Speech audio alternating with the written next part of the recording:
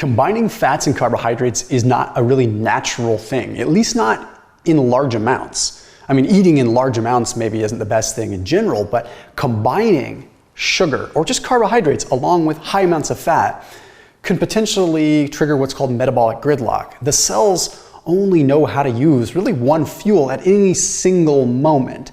And I've got a great analogy that can help you understand this, as well as some research, because I'm not just talking out of the side of my mouth. Let's dive in.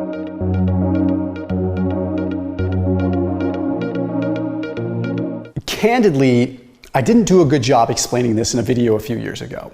I told people to avoid fats and carbohydrates together, and it freaked a lot of people out. And the reality is that I explained it in a very, very high level way, basically saying that when we spike our insulin, it can potentially allow fat to go into the cell too. That's a very, very high level way of explaining it. That's candidly kind of incorrect. So let's break down the science more legitimately and what happens. So first off, just from a timeline perspective and a natural perspective, 1,000 years ago, it wasn't really realistic to come across a bunch of carbs and a bunch of fat at once. So we have developed singular reward systems for carbohydrates and singular reward systems for fats that activate different parts of our brain and trigger reward based upon that. But at a metabolic level, here's what's happening. There was a study that was published in the journal Cell that really highlighted this well.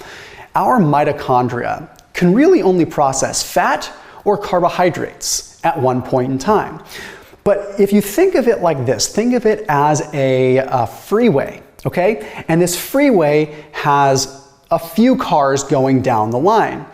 Well, if there are only a few cars cruising down the freeway, there's enough room in between cars that if a box or a cat or something goes out in front of a car, there's enough time for that car to react and move and swerve out of the way. If you have a lot of cars on the freeway, all going 70 miles an hour, they're packed bumper to bumper, and then that cat jumps out in the middle of the road, I don't know if that's going to end well, because it's really hard for that navigation to happen. This is what metabolic gridlock sort of is. You see, the mitochondria can only burn one at a time because they are what is called reciprocally regulated. When machinery to metabolize fats increases, machinery to metabolize glucose decreases. When machinery to metabolize glucose increases because you ate carbs, the machinery to metabolize fats decreases. They're reciprocal. What happens is if you eat a bunch of fats and you have a bunch of fatty acids floating through your bloodstream, you're going to have an increase in what's called acetyl coenzyme A, you're going to have an increase in NADH, you're going to have an increase in ATP, all, when they accumulate, inhibit something called pyruvate dehydrogenase.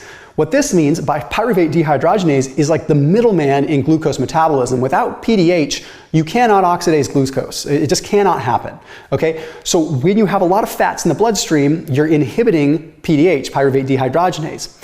Now, on the other end of the spectrum, if you consume a bunch of carbohydrates, a whole bunch of carbs, okay, then what's going to happen is you're going to accumulate malonyl coenzyme A. Malonyl coenzyme A accumulating is going to inhibit the amount of carnitine palmitoyltransferase 1, CPT1. That is the shuttle that brings fat into the cell. You see where I'm going here, right? The vehicles that allow carbs to metabolize are antagonistic to the vehicles that allow fats to metabolize. Here is the caveat. This really only happens in overfeeding, okay? Hence the analogy with the freeway. If this is happening at small amounts, a couple of almonds here, a couple of Skittles here, you know, maybe a little trail mix with an M&M and some peanut, you're not going to have a problem because the cars are spaced far enough apart that they can react and they can modulate transport vehicles. But when rush hour hits and you decide to eat 2 donuts with 100 grams of sugar and 75 grams of fat, that is overfeeding, and that is bad by itself, but extra bad with metabolic gridlock. You are much better off to break these things apart and eat them separately, as much as that's not as fun, right? Another thing that I recommend people do, fiber can actually be a great intervention. So if you are going to combine some fats and carbohydrates by consuming fiber first, you can actually affect this positively by slowing the rate of absorption. Does not mean that if you go eat some broccoli or some flax seeds that you can go eat a bunch of donuts, but I will say it does make a pretty arguable difference, okay? Now, it's not just because of the fiber. Our ability to utilize fuel directly comes in a lot of places because of our microbiome's ability to communicate with the cell and regulate glucose oxidation and fatty acid oxidation. In theory, based upon the research of how the short-chain fatty acids associated with the microbiome impact glucose tolerance and how they impact fatty acid oxidation, one could make the argument that having a more diverse microbiome could allow you to be more flexible switching back and forth because you have better signaling. What that essentially means is eating more fiber to support the gut microbiome overall operative word, could give you more flexibility going back and forth. So whenever I'm going to have cheat meals or anything like that, I do preload with fiber because I think that it's important. Plus, I don't eat as much in the first place. I put a link down below for Seed Probiotic because that is what is called a Synbiotic. It has a prebiotic fiber in it as well as a probiotic all in one capsule. So it has a capsule inside of a capsule. I am not suggesting that you take this and it's going to absolve you from the negative outcomes from having a cheat meal. I am saying it's a great daily habit to help support a diverse microbiome that could play a role in potentially helping you with this situation. So that link down below is going to give you 15% off when you use code Thomas15. Seed has been a sponsor on this channel for 3 years now. They are awesome. And they really do fund a lot of microbiome research and do the work themselves, which is why I have so much darn respect for them. So that link is down below. Use code Thomas15 for 15% off their daily Synbiotic, so that probiotic and prebiotic in one. But there is another situation that we do have to look at. Okay, now I'm gonna put it in a very colloquial way that is sort of incorrect, but it gets the analogy going so that you can kind of get your grasp on it, and then I'll explain in more detail what it actually means. Okay, so when you eat carbohydrates, you have a spike in insulin. Okay, the insulin allows the carbohydrates to get into the cell. It opens the cellular doorway. Okay, so insulin acts upon insulin receptor at the cellular level. Insulin receptor substrate 1 activates, that allows the glucose in.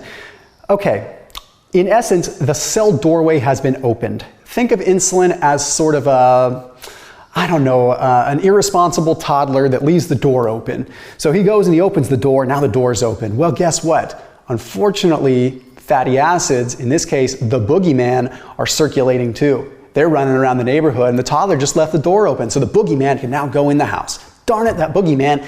Except it's not quite that simple, but that's how I explained it in the past. And unfortunately, it left me open to scrutiny because it's so kind of inaccurate. Now let's explain more what actually happens so it makes sense scientifically. Insulin does let glucose into a cell, but insulin is acting upon GLUT4, an insulin-dependent glucose transporter.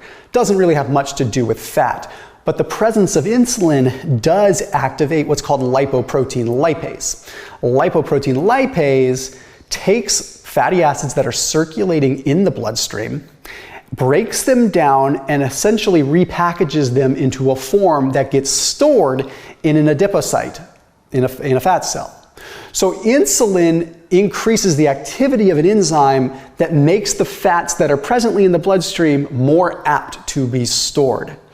Again, this happens in larger volumes. It's not happening when you have a little spike in insulin. But if you go and you eat that donut that has 50 grams of carbohydrates, 75 grams of carbohydrates, if you're like me and you can't eat just one of something, that's a big insulin spike. So if you are like me and you're going to consume that donut and you're going to get 2 donuts, 3 donuts in, and you're going to have this big spike in insulin along with a big amount of fat, it's beyond just the amount of calories you're consuming at that point. Yes, it's the overfeeding that stimulates the problem to begin with, but the spike in insulin along with carbohydrates, or along with fats being circulating, can repackage those fats into an easier to store system that was all a result of overfeeding in the first place. So cheat meals can be very, very dangerous as a result of that. So you do want to keep it in check and not just totally go overboard. Protein and fiber beforehand help significantly with the glucose spike and the subsequent insulin response that would attenuate, therefore, the fats being repackaged into the adipocyte. There was also an interesting study that was published in Cell Metabolism in 2018 that found that fats and carbohydrates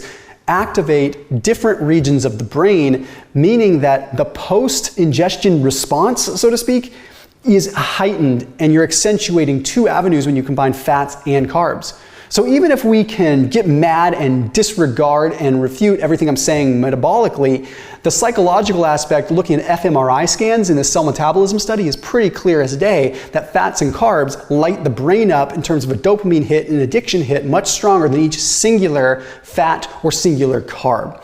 So I stand behind the fact that large amounts, operative word, large amounts of carbs and large amounts of fats together are not good. Pick one or the other and lean into that. Either lean towards more carbs with less fat or more fat with less carbs. You don't have to go 0 on each, but modulate it. Pick one so that your body preferentially can choose one. As always, keep it locked in here on my channel. I'll see you tomorrow.